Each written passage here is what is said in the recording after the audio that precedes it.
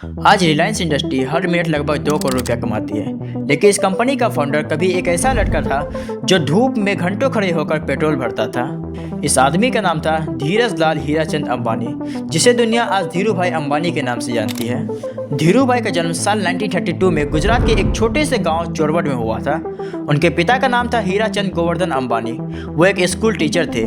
Teacher होने का मतलब था इज्जत और ईमानदारी, लेकिन पैसा बहुत ही कम। 7 लोग सिर्फ 2 कमरे के घर में रहते थे।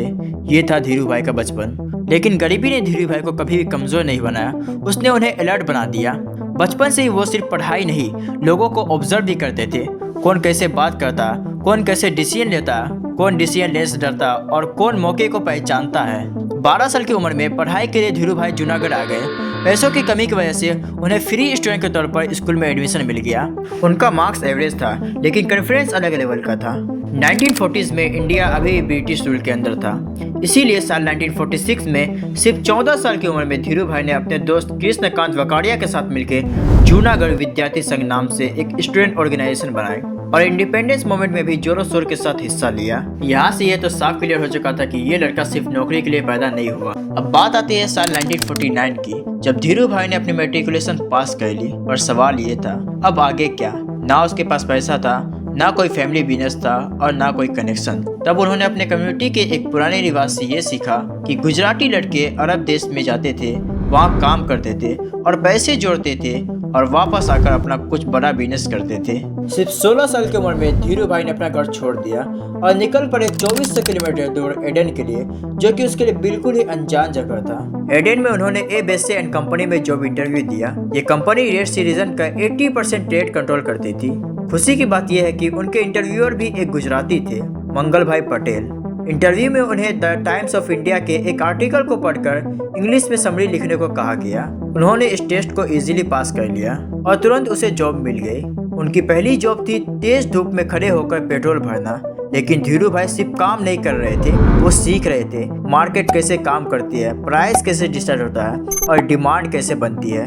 यहीं पर उन्होंने एक चीज नोटिस की, एडन की करेंसी यमनी रियाल, जो कि प्योरली सिल्वर से बनी होती थी। उस क्वेन के अंदर का सिल्वर उसकी वैल्यू से ज्यादा महंगा था। धीरू भाई ने मनी चेंजर से जितना हो सके उतने रियाल्स के ऑर्डर प्लेस कर दिए और फिर कॉइन्स को पिघलाकर उनसे सिल्वर निकलवा लिया और फिर उन सिल्वर्स को लंदन के बुलियन डीलर से बेच दिया। ये सिलसिला करीब 3 महीने तक चला, लेकिन फिर सर्कुलेशन में रियाल की कमी के कारण अथॉरिटीज को शक हो गया और मजबूरन उसे ये चीज बंद करना पड़ा। यहीं से वो हम सभी को एक लेसन दे गए कि कभी भी सिस्टम के अंदर खेलो, सिस्टम के खिलाफ नहीं। साल 1956 तक धीरू भाई को कई प्रमोशंस के बाद धीरू भाई ने Aden military based refuelling operations के मैनेजर बन गए। मैनेजर तो वो बन गए थे, एक स्टेबल जॉब भी मिल गई थी और उन्होंने एक डिसीजन लिया, अब दूसरों के लिए काम करने का वक्त खत्म हो चुका है। साल 1958 में एडन आए हुए उन्हें करीब 10 साल हो चुके थे और अब बारी थी खुद की एम्पायर बिल्ड करने की। और वो इसी सोच के साथ वो वापस इंडिया आ गए। उन्होंने बॉम्बे में अपने कजन चंपकलाल दमानी के साथ मिलकर एक बिजनेस स्टार्ट किया।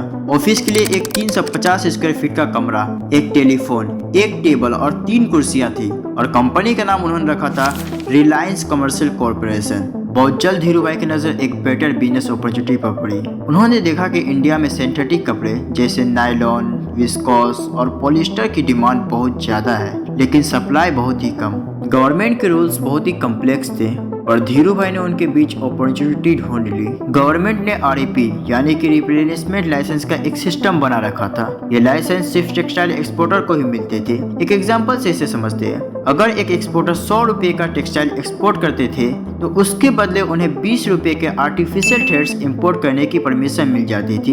गवर्नमेंट ने सोची थी कि वो इसी तरीके से एक्सपोर्ट इंपोर्ट्स को बैलेंस कर सकेंगे। अब धीरू भाई ने ये नोटिस किया कि कई एक्सपोर्टर्स के पास ये लाइसेंस थे, लेकिन वो इसका यूज नहीं करते थे। इसीलिए धीरू भाई ने उन एक्सपोर्टर्स को बेस्ट प्राइस ऑफर करके उनसे ये लाइसेंस खरीदना चालू कर दिए। असल में ये ज्यादातर लाइसेंस को खरीद के वो इंडिया के पूरे सिंथेटिक थ्रेड्स इंपोर्ट्स को कंट्रोल करने लगे। बिजनेस तो बहुत तेजी से ग्रो कर रही थी, लेकिन धीरू भाई और चंपकलाल के बीच कुछ ठीक नहीं चल रहा था। धीरू भाई जहां रिस्क टेकर थे, वहीं चंपकलाल हमेशा सेफ खेलना पसंद करते थे। अब बात करते हैं साल 1965। एक ऐसा टाइम आया जहां धीरू भाई ने चंपकलाल को नीचा दिखाई दिया। धीरू भाई का प्रेडिक्शन था कि सिंथेटिक थ्रेड्स के प्राइस फ्यूचर में बढ़ेंगे, इसीलिए उन्होंने इसकी बहुत सारी इन्वेंट्री बिल्डअप कर ली ताकि फ्यूचर में बढ़े हुए अच्छे प्राइस पे इसे बेच सके। लेकिन चंपक लाल डरे हुए थे और इसीलिए उन्होंने धीरू भाई को फोर्स किया कि इन्वेंट्री को कम कर दे। यहाँ पर धीरू भाई ने बहुत ही चालाकी के साथ एक गेम खेला। धीरू भाई ने थ्रेड्स को बेच तो दिए लेकिन किसी और को नहीं, खुद को। 2-3 हफ्तों में प्राइस बढ़ गया और उन्होंने मोटा प्रॉफिट कमाया। उन्होंने चंपक लाल को प्रॉफिट शेयर करने का ऑफर भी दिया, लेकिन साथ ही ये भी कहा कि जो बिजनेस समझ नहीं आता उसमें इंटर ना किया करो। धीरू भाई और उनके भाई ने चंपक लाल से उनके रिलायंस के शेयर्स 6 लाख रुपए में खरीद लिए। धीरू भाई ने यह नोटिस किया कि इंडियन टेक्सटाइल मार्केट में कोई भी एस्टेब्लिश ब्रांड था ही नहीं। जिसका माल जितना ज्यादा सस्ता होता था वो उतना ज्यादा बिकता था। ऐसे में उन्होंने अपना खुद का ब्रांड लॉन्च करने का सोचा जो मिडिल क्लास के लिए प्रीमियम एंड अफोर्डेबल होगा, और वो ब्रांड था विमल। इनकी टैगलाइन सिंपल थी, ओनली विमल, जो इसे दूसरों से अलग बनाती है। ये ब्रांड बहुत ज्यादा ग्रो किया, सभी के मुंह से बस यही सुनने को मिलता था।